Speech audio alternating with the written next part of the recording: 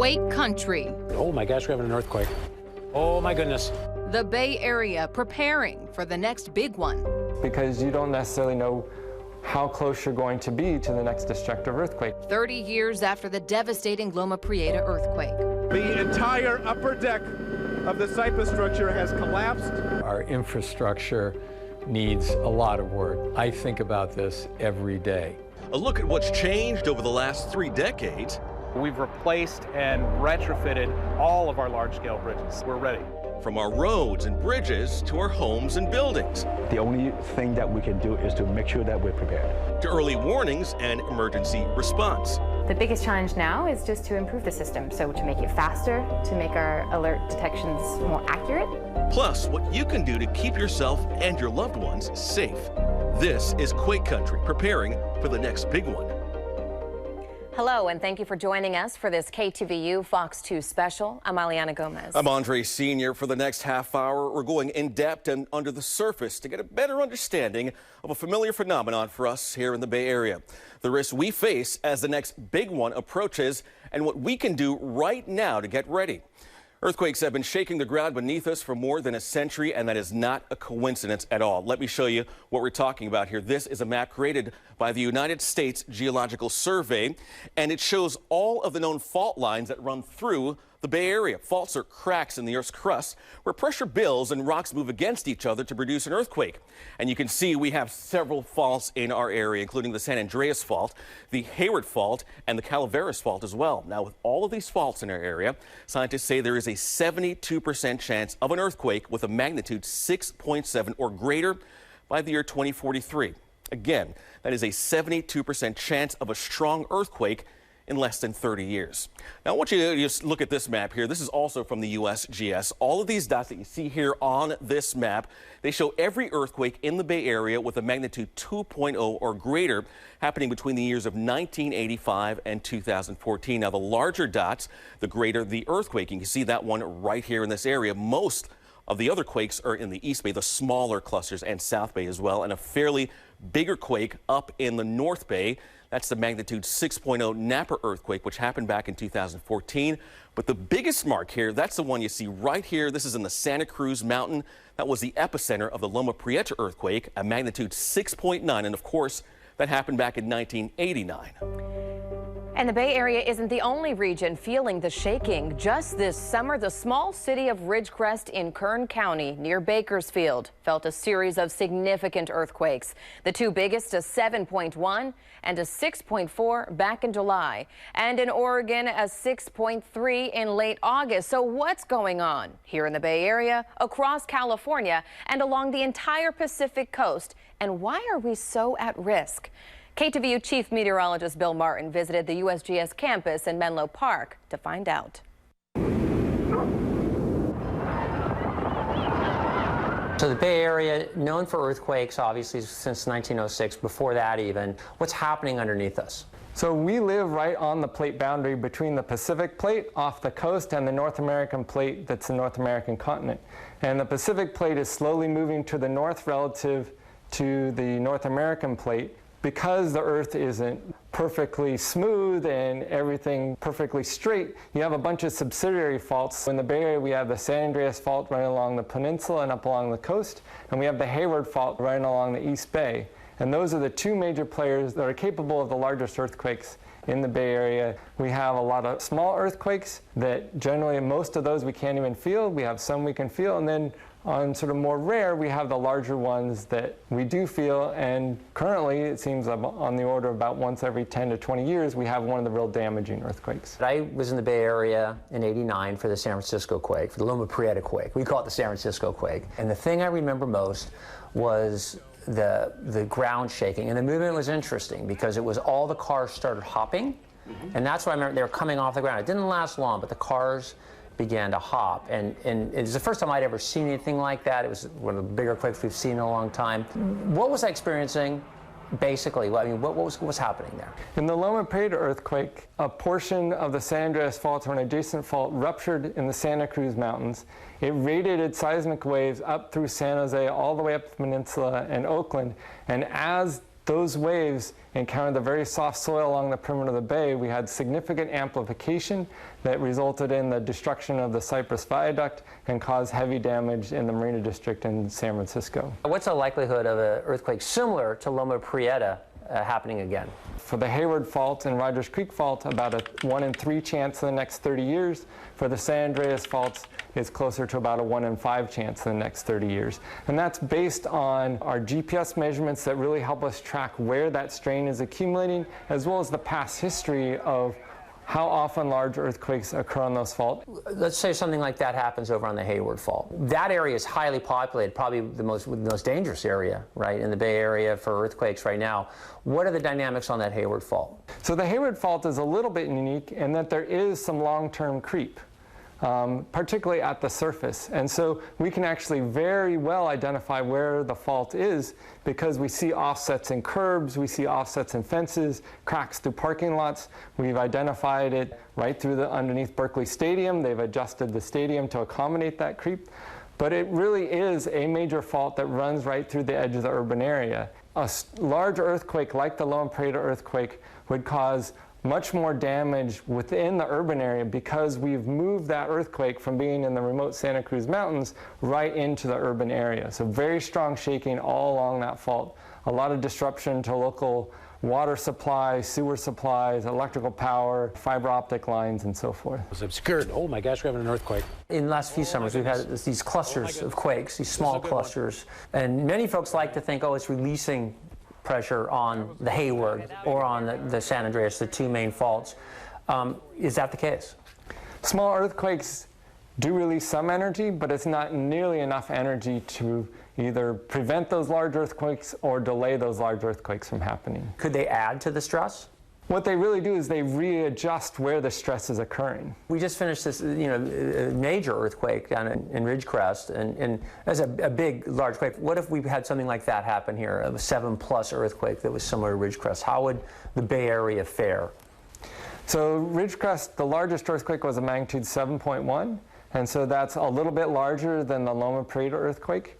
And that's about the size that might happen on the Hayward Fault, and it would be very significant, much worse than Loma Prieta. When you say much worse, buildings, overpasses, fire, what comes to mind, or is it all of that? The main disruption is to our lifelines, so power, water, and sewer, and so much other infrastructure crosses the Hayward Fault, so it would include disruption to transportation. Well, no matter where you live, you need to be prepared for earthquakes because you don't necessarily know how close you're going to be to the next destructive earthquake. So October, it marks 30 years since Loma Prieta. The magnitude 6.9 quake caused major damage to some of the Bay Area's most traveled roads and bridges, like here on the Old Bay Bridge, where a section of the upper deck collapsed, as you might remember, which caused the lower deck to fail as well. 1 person was killed. This is truly one of the most depressing, frightening sights one could possibly imagine. In West Oakland, 42 of the 63 people who died in Loma Prieta were killed when the Cypress Freeway fell. Many of them were on that lower deck, crushed inside their cars under the weight of the upper deck. The number of casualties was a huge eye-opener when it came to the condition of our roads and bridges. The Bay Area just wasn't prepared for a major earthquake. Yeah, a lot has changed since then with stricter regulations and seismic upgrades, as well as new and improved portions of the Bay Bridge. KTVU's Christina Rendon climbed up the new span of the bridge for a first-hand look at what's been done to keep drivers safe during the next big one.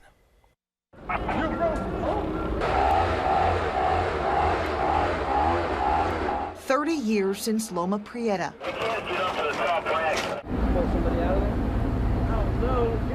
We were preparing the hospital to have mass casualties. A devastating 6.9. Buildings and the freeway literally had collapsed. You can see the whole top deck of the Cypress structure has collapsed onto the lower deck.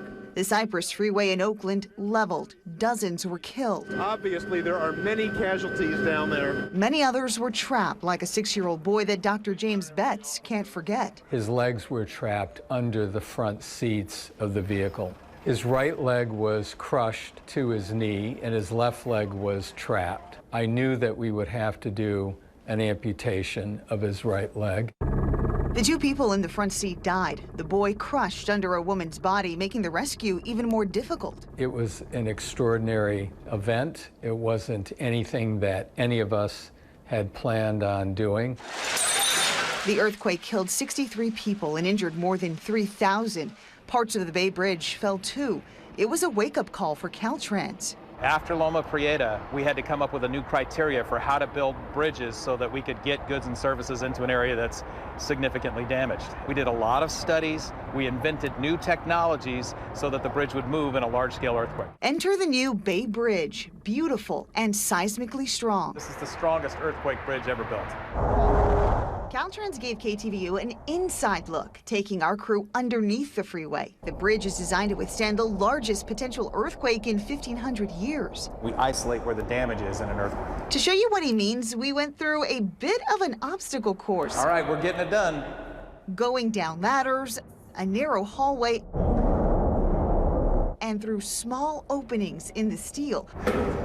It's okay. It's just tight quarters. All to get to this transition point. Hinge pipe beams play a crucial role. This is our hinge pipe beam right here, and this part of the steel is weaker than the steel on either side. That's so it can bend and deform in an earthquake. It allows the bridge to move longitudinally, like the way cars are traveling on the top right now. The bridge can expand and contract. When the original Bay Bridge failed in 1989, there was only about 4 inches of movement accommodated in that bridge. With these, we can accommodate 6 feet of movement. The beams can be replaced after they're damaged. That's the same idea for the shear link beams that are inside the tower. Those beams bend and deform, keeping the tower strong, keeping the bridge up, and then later Caltrans can come in and replace those beams. For another close look, we went up. Yeah, come on. Okay. Way up. The elevator was out, so we started climbing hand and foot. Stopping on small platforms to rest. And we kept climbing through a vertical, narrow space, scaling ladder after ladder inside one of the legs of the tower. We've come how far? We're about 300 feet off of the water right now, and it's pretty significant climb inside one of the tower legs. We're standing on one of the seismic innovations of the bridge. We're on top of a fuse. It's one of the many that absorb the shock and energy of an earthquake. And these 4 legs of the bridge operate independently, making the bridge one of the safest places to be. From an earthquake standpoint, there's nothing more seismically resilient. So see that thing? That's actually the fuse. This type of engineering will one day be put to the test. The Bay Bridge sits right between the San Andreas Fault and Hayward Fault, and Caltrans insists any past issues with the bridge are resolved. Rusted tendons were replaced, anchor rods are in good order. In the Bay Area, we've just gone through a major retrofit period where we've replaced and retrofitted all of our large-scale bridges. So in the event of a large earthquake, which we know will come, we're ready. But roads are in rough shape. Caltrans is working on more than 500 projects throughout the state, using money from the gas tax to get them fixed. We know our infrastructure needs a lot of work. The roads, the bridges, the overpasses. I think about this every day. Dr. Betts didn't keep in touch with the boy he saved years ago. That boy, now a man in his 30s, doing well. Since Loma Prieta, Betts became a volunteer firefighter and first responder outside of the hospital. He knows it's not a matter of if, but when the next big one will hit. We are in better shape than we were back then, and we're constantly getting better. Wow. Okay, we've talked about roads and bridges, but what about your safety during an earthquake in your own home? Up next, the regulations in place and the mandatory upgrades still being made 30 years after Loma Prieta. Should the same type of earthquake happen to this building, it would be a lot better than 1989.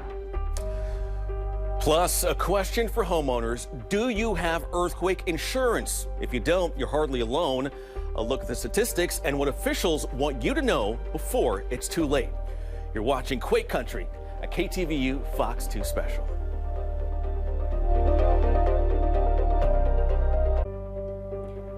Welcome back to this KTVU Fox 2 special. The 1989 Loma Prieta earthquake exposed flaws and vulnerabilities in many of the Bay Area's structures.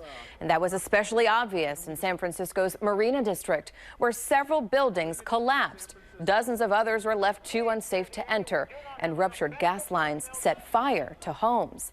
That earthquake prompted changes in building codes, including mandatory seismic retrofitting for hundreds of thousands of structures across the entire city. But now, 30 years later, we're learning some of that work still needs to be done. So basically what you're seeing now is a improving of the foundation. It's a familiar sight in San Francisco. Gutted garages stripped down to the studs by construction crews. We've been extremely busy. We have generally anywhere from 16 to 22 active job sites in various stages. It's all part of an effort to retrofit homes and buildings and bring them up to code. A code put in place by the city after the 1989 Loma Prieta earthquake. If the earthquake is strong enough or long enough, then it could potentially collapse the building, like what we saw in the 1989 earthquake in the Marina District. A new grade beam, a foundation. George Mack, director of general contractor SGDM, says most of the work his team does is on soft-story buildings, multi-level structures with a large opening, usually a garage on the ground floor, like this 3-story apartment complex in the Richmond district. The whole idea is to connect and to make sure forces that was generated by the earthquake are properly transferred to the ground and dissipate. We do what we can, to fulfill the current requirement. We have developed a program called Soft Story Program. Tom Hoy is the director of the San Francisco Department of Building Inspection. The department oversees the mandatory soft-story retrofit program, which required the work to be complete by September 15. For our department, we have from single family to high-rise, roughly 200,000 buildings in town. So far, the city says about 95% of building owners have complied. Those who haven't get a warning and then a court hearing. Eventually, we'll lien your property and then you may lose your property. Through the building. Still, the city and contractors warn that retrofitting a property doesn't make it earthquake-proof. No matter how much work or money that we spend on this type of structural work, it all depends on the size of the earthquake where the epicenter is. San Francisco is just one of several cities here in the Bay Area requiring soft-story upgrades. City officials say they've also developed separate retrofitting ordinances for other buildings like high-rises. Well, aside from safety, there's another benefit to retrofitting your home, and that's a big discount on earthquake insurance. The nonprofit insurance group California Earthquake Authority says it offers up to 25% off its policies to homeowners who bring their properties up to code. But the group's CEO says the number of Bay Area homes that still do not have earthquake insurance is alarming. About 90% of the homes in the Bay Area have absolutely no financial protection for earthquake damage. Completely uninsured, especially in this area, especially because the clock's ticking. People ought to just view it as the price of home ownership and just put that policy in place and then have the peace of mind knowing that they're ready when the earthquake strikes. The California Earthquake Authority adds that the cost of earthquake insurance has gone down significantly over the years. The group sells policies for as little as $500 per year, depending on the coverage and the location, of course, of your home. Earthquake insurance is sold separately from homeowners insurance and would help cover the replacement value of your home, personal property, and emergency repairs in the event of an earthquake. Well, imagine your smartphone alerting you that you're about to feel an earthquake moments before it even happens. It's a concept actually being developed right now at a lab on the UC Berkeley campus. Coming up, a look at how this early warning system works and how it's already being used here in the Bay Area. You don't get a lot of time. You might just get a couple of seconds. Some people will say, well, can you do with just a couple of seconds? But you can drop cover and hold on. You can get safe. Plus, always staffed and prepared for the worst. How state emergency officials are working to keep you safe whenever the next big one comes. You're watching Quake Country, a KTVU Fox 2 special.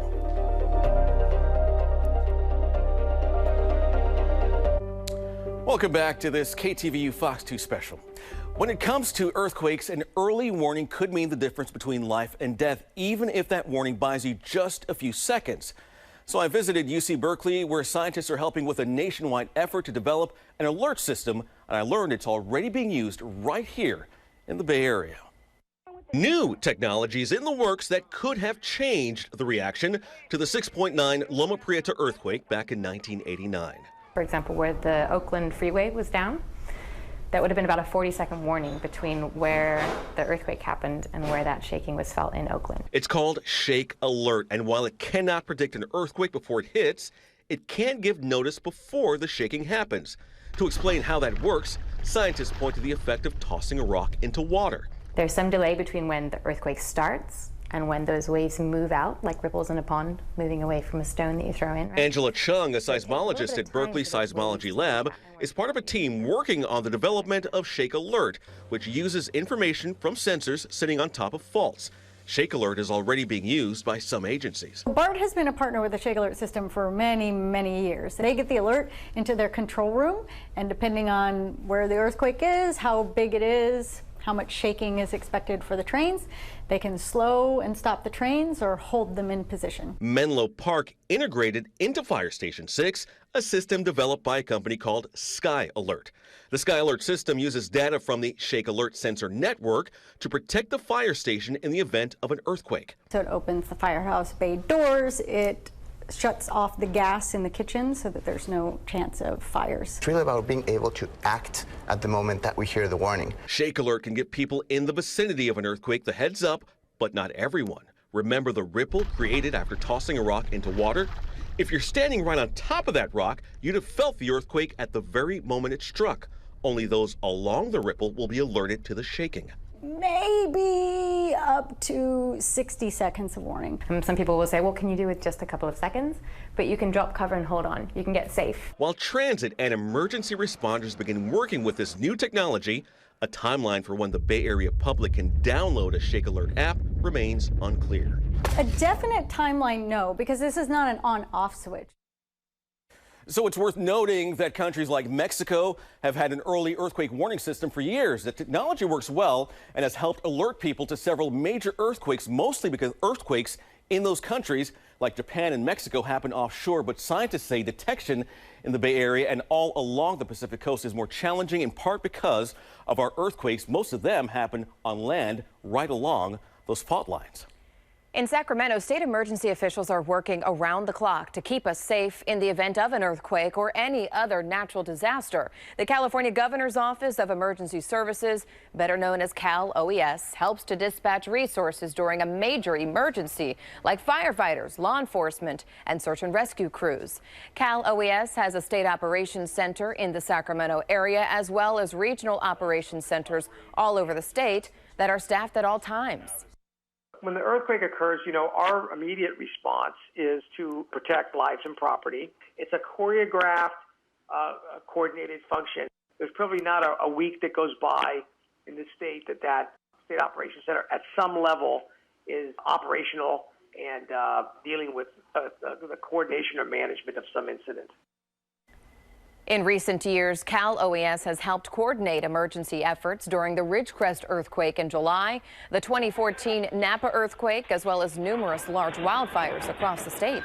But state emergency officials and we are here at KTVU want to remind you that preparedness starts with you. So what can you do to be ready ahead of the next big one? Cal OES shared a list of 7 steps to make sure you and your loved ones are safe. The first 5 you can do right now before the earthquake hits. First, secure your space. Find and fix hazards inside your home, like securing dressers and shelves that could fall during an earthquake. Second, plan ahead to be safe. Come up with a disaster plan for your family, including a meeting place and way to communicate during an emergency. Third, organize disaster supplies. Prepare an emergency kit, which should provide enough supplies for your entire household for at least 1 week. And fourth, minimize financial hardship by strengthening your property ahead of a big quake, and consider earthquake insurance. Steps 5 and 6 are for during an earthquake. Remember to drop cover and hold on when an earthquake hits. Then improve your safety by checking for injuries and damage and calling for help or evacuate if needed. And this last step, reconnect and restore, happens after the earthquake stops. Assess the damage, check on your loved ones, and stay updated on the emergency through local news reports. And of course, we'll be here for you if and when the next big one happens. But in the meantime, we have extended coverage on KTVU.com to help you get prepared, including what to include in your disaster kit and the resources you should know about ahead of an emergency. Just look for the Quake Country section right on our home page. Thank you so much for watching. This is KTVU Fox 2 special. See you next time.